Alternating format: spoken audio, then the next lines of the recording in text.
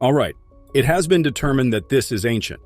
Yes, 1400 is accurate. There has been talk about the discovery of a medieval cross that dates back to 600 years and was discovered in a French mine. Smith's skill resulted in the discovery of the cross on Smith's Cove Beach, and it is believed to be a part of the treasure that has been sought after. The book also mentions the Templars, a well-known group throughout history, and their connection to the cross. It gives the impression that the Templars were doomed to be destroyed, and that many of them escaped to avoid being put to death by the French King Philip, the Fair King Philip, and other various rulers. Many Templars were able to escape and seek safety on Oak Island, where they were imprisoned for 3 centuries. The Templars were known for their spirituality, as evidenced by the famous carvings of the Virgin Mary and a baby Jesus that were discovered on the jail walls.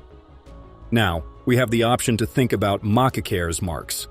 There are several sculptures in the prison, but one of the most well-known is a cross that has been carved to resemble a cross.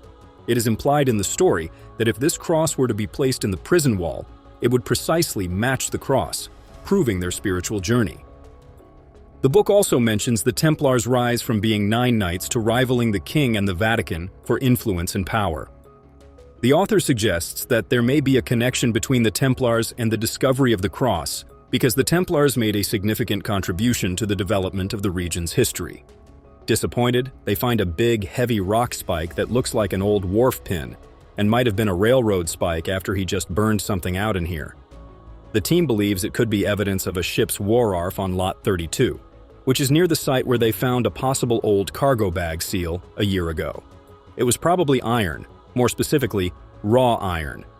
It's really strange, but I like it, I love it. It's pretty cool that Romans were here. Or maybe Christopher Russo will look at it and give feedback later that afternoon.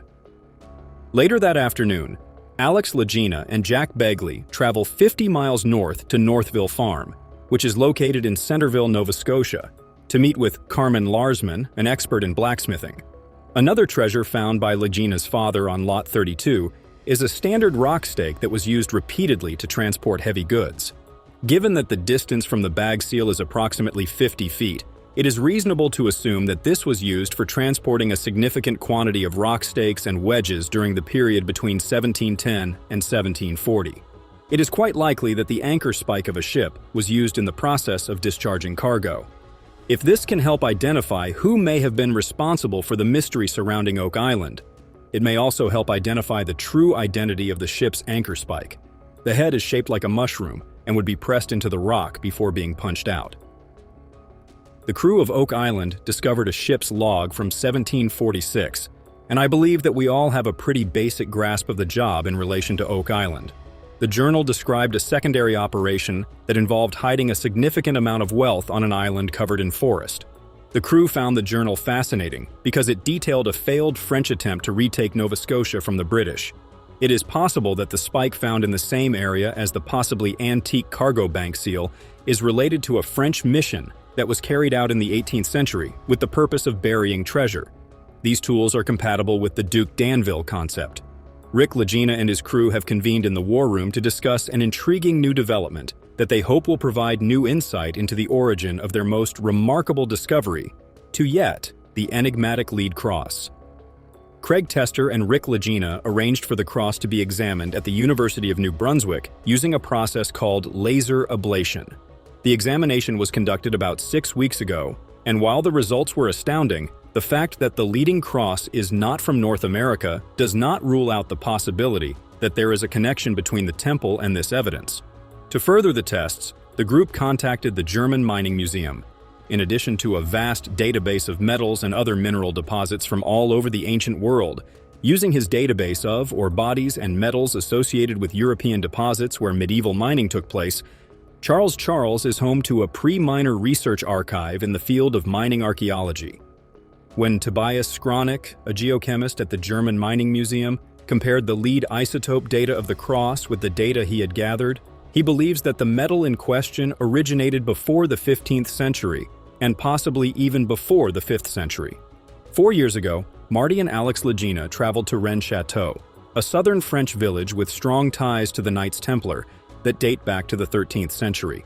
There, they met with Toby Debler, a contemporary Grand Master of the Templars who believed that members of the Knights Templar had brought price-holy items to Rennes Chateau in the 14th century to protect them before shipping them to Scotland and then to Oak Island. There is a debate regarding the finding of a cross associated with the Templar-influenced area of France, and there is a chance that this will offer concrete scientific proof that the stories of a temple visit to Oak Island are true. This cross, which represents possibilities, may have been found in the 1300s or 1400s. If the search continues, it could turn out to be the most historically significant relic ever found in North America. Dr. Travis Taylor, an aerospace engineer, is asked to share his theory about what might have happened on Oak Island in accordance with Freemasonry's tenets. Hiram, the principal architect of King Solomon's Temple in ancient Jerusalem, used the hand of God, holding a chalice or Holy Grail as a symbol. In addition, Freemasons who are interested in studying the cross are Freemasons, and the drawing template that is provided to all Freemasons who join the third and highest degree of the order contains several well-known religious images, such as the Holy Grail and Jacob's ladder to the skies when viewed from above the star that seems to be the Pleiades. It's possible that archoastronomy is related to the island, and a star map that links the constellation Taurus to particular locations on Oak Island and 2 other nearby islands could serve as a starting point for additional research. What I believe is that the oldest Templar commandery or place in Portugal, maybe in Europe, Wow, which is a component of the constellation Taurus, is actually a star. Gary and the other members of their Oak Island team have been invited to explore the island and talk about the first potential spot for the cross's placement. Another subject they cover is the possibility of learning more about the location of the cross and its significance in North American history. Travis Taylor and his team are looking into a star map in the area, focusing on the lot lines and a large boulder near the lot line between 3 and 2. The enormous boulder has piqued their interest, and they are contemplating whether or not it is a patent that has been developed. After that, they will proceed to a stone triangle that is situated to the south of the Money Pit site. They are attempting to ascertain whether or not the leg of the bull can be accommodated on the island. At this point, Travis Taylor is utilizing his star map to guide Marty, Jack, and Gary to Lot 13, where they will discover an additional stone marker that has a flat surface.